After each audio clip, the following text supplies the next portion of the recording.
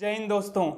मैंने अपने पिछले वीडियो में बताया था कि किस तरह बाबरी मस्जिद का निर्माण हुआ, क्या कारण थे कि इस मुद्दे को पॉलिटिक्स से जोड़ दिया गया। यदि आपने उस वीडियो को नहीं देखा है तो आप जाकर के पहले उस वीडियो को देखिए, मैंने इसकी लिंक डिस्क्रिप्शन में दे रखी है। अब आज के वीडियो में बताएंगे कि किस तरह बाबरी मस्जिद गिराई गई, कौन कौन इस मस्जिद को गिराने का दोषी था, और यह भी बताएंगे कि किस तरह यह लड़ाई हमेशा के लिए अब समाप्त हो गई। 1991 का इलेक्शन कांग्रेस जीत जाती है और देश का प्रधानमंत्री पीवी नरसिम्हा राव को बनाया जाता है। इसके बाद यूपी में भी बीजेपी की पार्टी जीत जाती है, बीजेपी की पार्टी जीत हासिल कर लेती है। तो बीजेपी कल्याण सिंह को यूपी का मुख्यमंत्री बनाते हैं, और जब कल्याण सिंह मुख्यमंत्री बन जाते हैं यूपी के, तो वो जो अयोध्या की 2.77 एकड़ की जो डिस्प्यूटेड ज़मीन है, जो डिस्प्यूटेड एरिया है, तो उसको वो टूरिज्म पर्पज़ के लिए दे देते हैं। इसी दौरान सुप्रीम कोर्ट का कल्याण सिंह को आदेश आता है कि वो जो डिस्प्यूटेड एरिया है वहाँ पर कोई परमानेंट कंस्ट्रक्शन नहीं होगा। तो कल्याण सिंह गवर्नमेंट कोर्ट में जाकर कोर्ट को दिलासा दिलाते हैं कि हम कोर्ट के डिसीजन का स्टेटस मेंटेन रखेंगे और वहाँ पर कोई परमानेंट कंस्ट्रक्शन नहीं होने देंगे।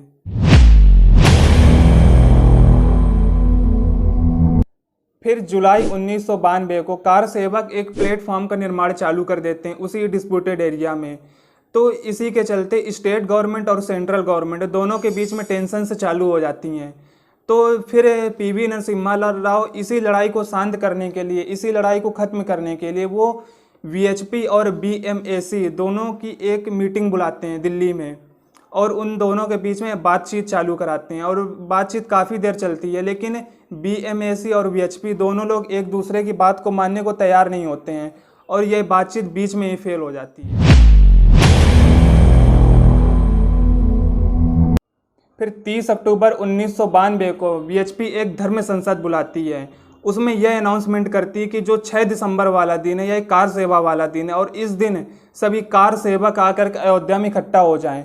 तो जब यह अनाउंसमेंट होता है तो कल्याण सिंह की गवर्नमेंट फिर कोर्ट को दिलासा दिलाते हैं कि यहाँ पर कोई भी वायलेंस क्रिएट नहीं होगा, कोर्ट के हर एक आदेश का पालन किया जाएगा। तो जब कोर्ट को यह आदेश दिला देते हैं तो इसी के साथ कल्याण सिंह की गवर्नमेंट पुलिस को भी आदेश देते हैं कि जो 6 दिसंबर वाले दिन कार सेवक इकट्ठा होंगे तो उन पर कोई गोलियां नहीं चलाएगा, कोई फायरिंग नहीं करेगा कोई भी पुलिस ऑफिसर। तो जब यह आदेश हो जाते हैं और 6 दिसंबर वाला दिन आता है, मतलब कि कार सेवा वाला दिन आता है, तो वहाँ पर 2 लाख कार सेवक इकट्ठा होते हैं अयोध्या के उसी डिस्प्यूटेड एरिया पर। और वहाँ पर कई दिग्गज नेता भी शामिल होते हैं, जैसे कि लाल कृष्ण आडवाणी, उमा भारती, अशोक सिंघल, मुरली मनोहर जोशी, ये सभी के सभी वहाँ पर शामिल होते हैं, वहाँ पर आए हुए होते हैं और लगातार स्पीचेस करते हैं, वहाँ पर भाषण दिए जा रहे हैं। और जो कार सेवक वहाँ पर इकट्ठा हुए हैं तो उनके हाथों में लोहे की रॉडें हैं, और जब भाषण होते हैं वहाँ पर तो जो 2 लाख कार सेवक इकट्ठा हुए हैं तो वो भड़क जाते हैं और फिर जाकर के बाबरी मस्जिद के ऊपर चढ़ जाते हैं और वो उन्हीं लोहे की राडों से उस मस्जिद को गिराना चालू कर देते हैं, और देखते ही देखते पूरा मस्जिद गिरा डालते हैं। तो जब यह मस्जिद गिर जाती है तो कल्याण सिंह समझ जाते हैं कि इसका दोषी इन्हें ही माना जाएगा, क्योंकि इन्होंने पुलिस को आदेश दे रखा था कि कोई फायरिंग नहीं करेगा, और जब तक फायरिंग न की जाती तब तक यह भीड़ शांत नहीं हो सकती थी। इसी वजह से यह मस्जिद गिर गया। तो जब यह समझ जाते हैं कल्याण सिंह की इनका जिम्मेदार इन्हें ही माना जाएगा, तो ये अपनी गवर्नमेंट अपने मुख्यमंत्री पद से इस्तीफा दे देते हैं। और बाबरी मस्जिद गिरने के बाद में देश भर में वायलेंस क्रिएट हो जाता है और देश भर में दंगे होते हैं, यहाँ तक कि बॉम्बे में भी दंगे होते हैं। इस बॉम्बे के दंगे में 1000 लोग तक मारे जाते हैं, और इस बाबरी मस्जिद गिरने का असर आसपास के देशों में भी देखने को मिलता है, जैसे कि पाकिस्तान, बांग्लादेश, इधर पे भी हिंदुओं के कई मंदिर गिराए जाते हैं, क्योंकि यहाँ पर बाबरी मस्जिद गिराई गई और हिंदुओं पर अत्याचार किया जाता है इन देशों में भी। और फिर लिब्रान कमीशन की स्थापना हुई। इसकी स्थापना बाबरी मस्जिद को ढहाने के पीछे का कारण जानने की वजह से की गई थी।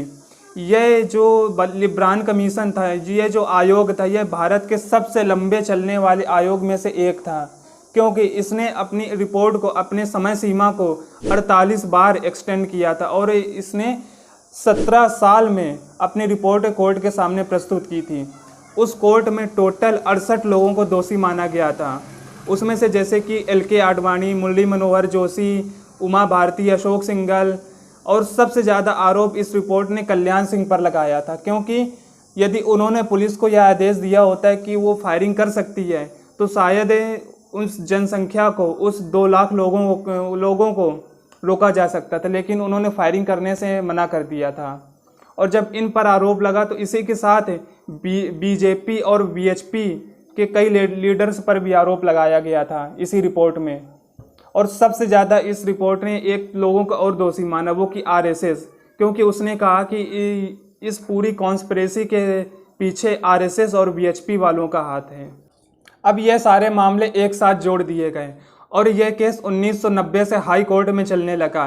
फिर हाई कोर्ट ने 2003 में जाकर के आर्कियोलॉजिकल सर्वे ऑफ इंडिया को आदेश दिया कि आप इस मामले की जाकर के फिजिकली जांच करो कि क्या सच में यहाँ पर मंदिर है या फिर यह केवल अफवाह है।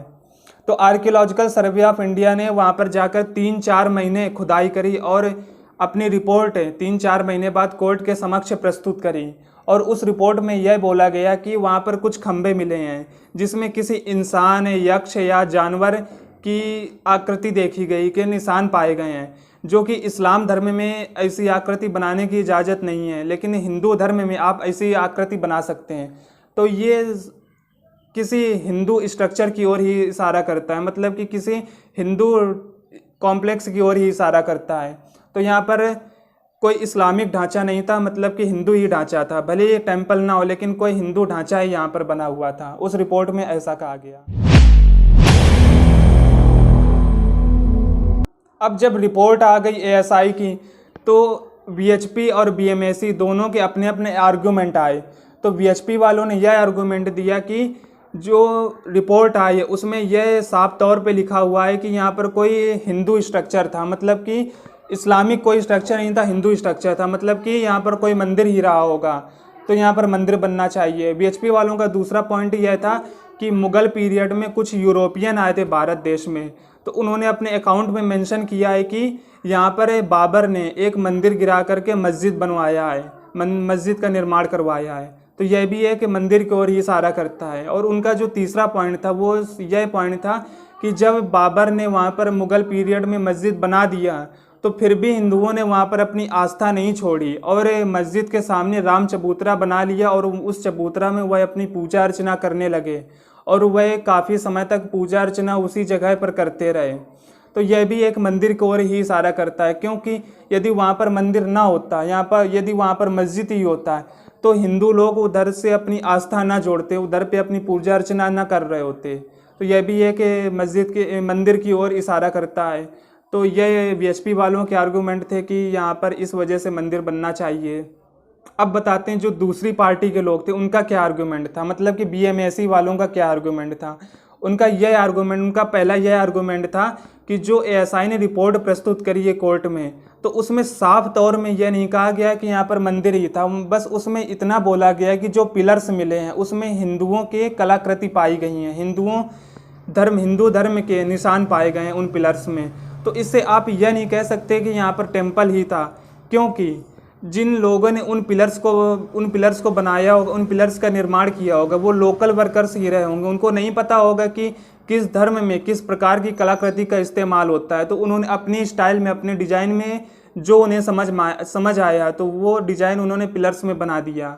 यह भी तो हो सकता है कि मस्जिद ही रहा हो यहाँ पर के और उन्होंने अपनी स्टाइल में कलाकृति बनाई हो। तो यह पहला आर्गूमेंट था बीएमएसी वालों का। बीएमएसी वालों का दूसरा और सबसे महत्वपूर्ण आर्गूमेंट यह था कि जो तुलसीदास जी हैं उन्होंने रामचरितमानस को 1576 में लिखा है और जो बाबरी मस्जिद बनाई गई वो 1528 में बनाई गई, मतलब कि 50 साल बाद रामचरितमानस लिखी गई बाबरी मस्जिद बनने के बाद। तो यदि जब रामचरितमानस लिखी गई थी तो उसमें कहीं ना कहीं तो मेंशन किया जाता है कि यहाँ पर बाबर ने मंदिर को तोड़कर मस्जिद बनवाया है, लेकिन रामचरितमानस में कहीं भी ऐसा कोई नहीं मेंशन है कि जहाँ पर यह लिखा हो कि यहाँ पर बाबर ने किसी मंदिर को तोड़कर मस्जिद बनवाया है। तो यह एक सबसे महत्वपूर्ण पॉइंट बीएमएसी वालों ने बोला। और जो तीसरा आर्गूमेंट था वो यह था कि जब किसी स्ट्रक्चर जो कोई स्ट्रक्चर 460 साल पुराना हो तो क्या उस स्ट्रक्चर को गिराना सही है। ऐसे तो आप भारत के कितने पीछे इतिहास में जाएंगे, कहाँ तक आप किसी स्ट्रक्चर को गिराएंगे। तो यह 3 आर्गूमेंट बीएमएससी वालों ने बोला। जब दोनों पार्टी ने मतलब कि वीएचपी और बीएमएससी ने अपने अपने आर्गूमेंट दिए, तो उसके बाद अब लीगल केस को देखते हैं। तो यह केस कोर्ट में 60-70 सालों से चल रहा था। अब लेकिन कोई ठोस डिसीजन नहीं लिया गया था। अब जाकर के 30 अक्टूबर 2010 को इसका एक डिसीजन आता है कोर्ट का। उस कोर्ट के डिसीजन में यह बोला जाता है कि जो डिस्प्यूटेड एरिया मतलब कि विवादित एरिया है, तो उसको 3 हिस्सों में बांटा गया है। जो पहला हिस्सा है वो रामलला को दिया गया। यहाँ पर राम भगवान को भी एक पार्टी बना ली गई है। रामलला मतलब कि जिसे राम जन्मभूमि न्यास रिप्रेजेंट कर रहा है। तो जो सेंट्रल का एरिया जहाँ पर टेम्परेरी मंदिर खड़ा हुआ है, तो वो एरिया पूरा रामलला को दिया गया। और जो दूसरा राम चबूतरा और सीता रसोई वाला एरिया है, उसको निर्मोही अखाड़ा को दिया गया। और जो बाकी का एरिया है वो सुन्नी वक्फ बोर्ड को दे दिया गया। पहली बार कोर्ट ने यह एक्सेप्ट किया था कि हाँ, यह जो जन्मभूमि है राम भगवान की जन्मभूमि, यहाँ पर राम भगवान का जन्म हुआ था। इन्होंने एएसआई की रिपोर्ट को अपना बेस माना और बोला कि हाँ, यहाँ ये जगह हिंदुओं की आस्था से जुड़ी हुई है। तो इसी वजह से ये जो सेंट्रल श्राइन है मतलब कि सेंट्रल का जो एरिया है, तो इसी वजह से यह एरिया राम जन्मभूमि न्यास को दी गई है। अब यह डिसीजन जब आ गया, तो इस डिसीजन से तीनों पार्टी नाराज़ थी, क्योंकि वो कह रही थी कि अगर आपको देना ही है तो आप पूरा कंट्रोल दीजिए किसी एक पार्टी को। यह क्या कि आधा अधूरा कंट्रोल उसको दे दिया, आधा अधूरा कंट्रोल हमको दे दिया। तो तीनों पार्टी ने जाकर के सुप्रीम कोर्ट में इसके खिलाफ केस किया। फिर जब तीनों पार्टी ने सुप्रीम कोर्ट में जाकर केस किया, तो इसका भी कोई निर्णय आया होगा, लेकिन कोई सॉलिड निर्णय नहीं था जिससे तीनों पार्टी खुश रहती। फिर जाकर के 2019 में कोर्ट ने एएसआई को फिर से एक बार आदेश दिया कि आप जाकर के एक बार फिर से वहाँ की खुदाई करिए और पता करिए कि यहाँ पर इस ज़मीन के नीचे क्या स्ट्रक्चर था, इस्लामिक स्ट्रक्चर था या हिंदू स्ट्रक्चर था। तो एएसआई ने 3-4 महीने में उसकी खुदाई करी और पता किया कि वहाँ पर क्या था, और जाकर के कोर्ट में फाइनल रिपोर्ट अपनी सबमिट करी।